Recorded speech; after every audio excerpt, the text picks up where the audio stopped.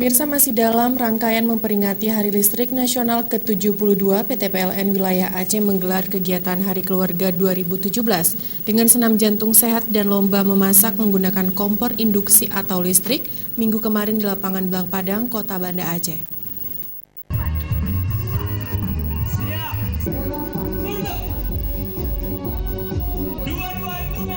Meski cuaca mendung dan sesekali turun gerimis, namun tidak menyurutkan antusiasme masyarakat Kota Banda Aceh dan Aceh Besar untuk mengikuti senam jantung sehat dan lomba masak omelet atau telur dadar menggunakan kompor induksi yang diselenggarakan PT Perusahaan Listrik Negara Wilayah Aceh.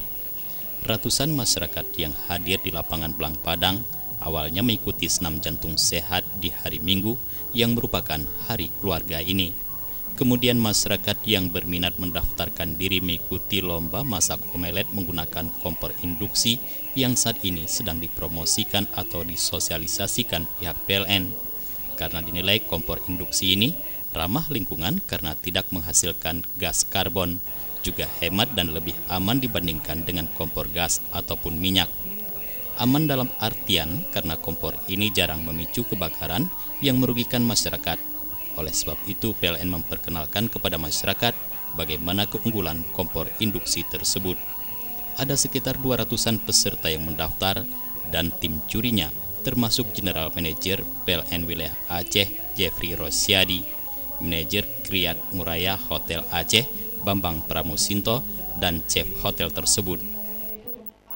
Hari ini kita melakukan perlombaan memasak dengan kompor induksi.